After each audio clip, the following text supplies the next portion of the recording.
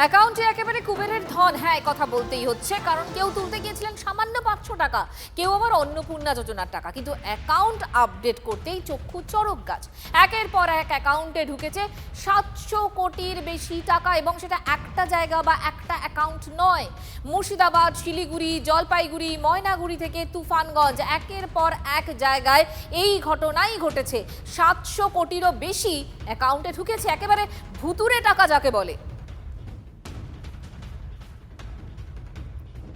কিছু না, আমি বলতে পারি না, ও জানতে পারে না, আমিও বলতে পারি না। ওটা নিয়ে আমরা আলোচনা করতেছি। কি কাজ করে উনি?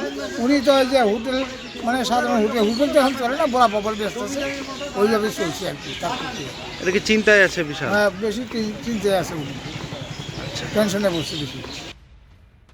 এ নিয়ে কথা বলবো, রিয়া আমাদের প্রতিনিধি আমাদের সঙ্গে রয়েছে। রিয়া, কোনো একটা অ্যাকাউন্ট নয়, একাধিক অ্যাকাউন্ট এবং একাধিক জায়গা থেকে এই ধরনের ঘটনাই ঘটেছে, এবং এটা একটি রাষ্ট্রায়ত্ত ব্যাংকের ক্ষেত্রেই ঘটেছে। সেক্ষেত্রে এটা কি ব্যাংকের ভুল নাকি অন্য কিছু, কি জানতে পারছি আমরা? দেখো, বলে রাখি, যখন আমরা ব্যাংকের ম্যানেজারদের সঙ্গে কথা বললাম, তারা কিন্তু বলেছে যে অনেক ক্ষেত্রে দেখা যায় বিভিন্ন যখন কর্পোরেট কোম্পানিগুলো টাকা করে, সেক্ষেত্রে কিন্তু সফটওয়্যারের সিস্টেমের কোনো ত্রুটির জন্য এই ধরনের ঘটনা ঘটতে পারে। তারা প্রাথমিকভাবে আমাদের এটাই জানাচ্ছে যে টেকনিক্যাল কোনো ত্রুটির কারণেই কিন্তু এই ধরনের ঘটনা ঘটছে বলে তারা মনে করছেন। এখনো পুরোপুরি তারা এই বিষয়ে এক মুখ খোলেনি। তারা পুরো ঘটনাটি প্রশাসনকেও জানিয়েছে, এবং তারাও দেখছে যে মূল বিষয়টি কি হয়েছে। রিয়া, আপাতত তোমাকে ধন্যবাদ। কত টাকা ঢুকছে? এখানে 700 কোটি টাকার মতো। এখন আমরা থানায় কমপ্লেন জানাইলাম, কারণ টাকাটা তো এটা আমাদের না। এখানে কেউ কোথার থেকে আসলো বা কীভাবে আসলো আমরা জানি না, কারণ আমাদের অত টাকাই নেই, বা আমি এতগুলো টাকা দেখলে অটোমেটিক আতঙ্ক হবই। সিম্পল হোটেল, মানে হোটেলে কী করি, হোটেলের কাজ করে খাই, যে আমার এই দোকান, এই কাজ করি। কালকে ওভাবে মনে করো 500 টাকা তুলতে গিয়ে আমার অ্যাকাউন্ট থেকে 500 টাকা উঠাইছি।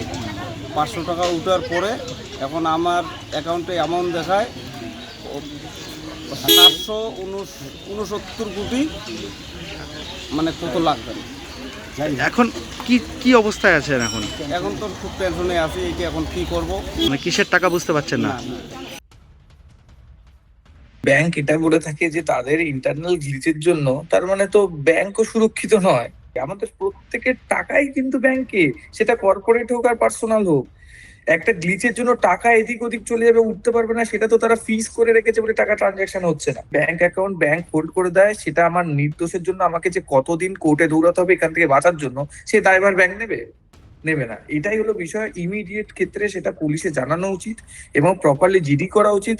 ব্যাংক কখনোই তাদের এই ভুলটা দায় এড়াতে পারে না যে ইন্টারনাল গ্লিচের জন্য, একটা ইন্টারনাল গ্লিচের জন্য আমার অ্যাকাউন্টের টাকা অন্যের অ্যাকাউন্টে চলে যাবে। দিস ইজ নট পসিবল, এটা হওয়া উচিতই না। তাহলে ব্যাংকিং ওই সফটওয়্যার সিস্টেমের অবস্থা খুবই খারাপ, সেটা আপডেট করা ইমিডিয়েটলি উচিত। কারণ বাকিদের মানুষের টাকাও তো সুরক্ষিত নয় তাহলে সেখানে। তো একটা ব্যাংকের ক্ষেত্রেই যদি এটা হয়ে থাকে, আমার বক্তব্য হচ্ছে যাদের কাছে আরো অনেকে হয়তো ব্যাংক স্টেটমেন্ট চেক করেনি, হয়তো জানেনও না, তারাও নিজেরা ওই ব্যাংকের যারা গ্রাহক, যারা ইউজার রয়েছে, তারা যেন ইমিডিয়েটলি তাদের ব্যাংক অ্যাকাউন্ট স্টেটমেন্ট দেখেন। যদি এই ধরনের আনসার্টেন মানি এসছে, ইমিডিয়েটলি কি থানায় জানান, না হলে ব্যাংক দুদিন পর হাত তুলে নিলে তাদেরকেই দৌড়াতে হবে কোর্টে। মানে ঝুপ করে ব্যাংকের অ্যাকাউন্টে 700 কোটিরও বেশি টাকা, আর একটি রাষ্ট্রায়ত্ত ব্যাংকেই এই যাবতীয় গন্ডগোল। ব্যাংক কর্তৃপক্ষের অবশ্য দাবি প্রযুক্তিগত কারণেই সমস্যা দেখা দিয়েছে। প্রসেনজিৎ আমাদের প্রতিনিধি আমাদের সঙ্গে রয়েছে। প্রসেনজিৎ, সেক্ষেত্রে প্রযুক্তিগত কারণ বলছে বটে ব্যাংক, কিন্তু কি কারণে এই ধরনের একটা ভয়ঙ্কর ভুল হয়ে গেল সেটা কি তারা ক্লারিফাই করতে পারছে? দেখো, প্রত্যেকটি ক্ষেত্রে যে ঘটনাগুলো ঘটেছে, বিধাননগরে হয়েছে, শিলিগুড়ির ক্ষেত্রে, জলপাইগুড়িতে হয়েছে, আলিপুরদুয়ারে হয়েছে, নির্দিষ্ট একটি ব্যাংকের বিভিন্ন ব্রাঞ্চে এই ঘটনাটাই ঘটেছে বিভিন্ন ব্যক্তি বিশেষের অ্যাকাউন্টের ক্ষেত্রে। ব্যাংক যেটা বলছে এটা টেকনিক্যাল গ্লিচ, কারণ যে সিবিএস সিস্টেমের মাধ্যমে ব্যাংকের ওই সফটওয়্যার কাজ করে, সেখানে কিছু প্রযুক্তিগত ত্রুটি দেখা দিয়েছে। এবং দ্বিতীয়ত ক্ষেত্রে এই টাকাটা কিন্তু নির্দিষ্ট ব্যক্তির অ্যাকাউন্টে ঢোকেনি।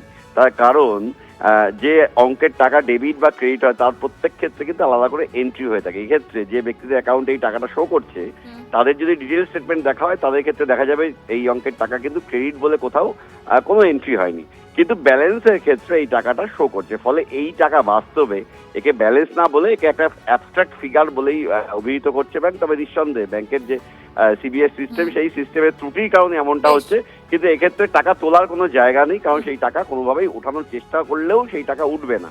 বেশ দ্রুত ব্যাংকে জানালে ব্যাংক সেই গ্লিচ সরিয়ে রেকটিফাই করার চেষ্টাটা করবে। বেশ প্রসেনজিৎ, ধন্যবাদ। প্রথমে এটা বিসিদের অ্যাকাউন্টে তার একটা লিমিটেশন থাকে। লিমিটেশন কখনো মানে এত টাকা ঢুকতে পারে না।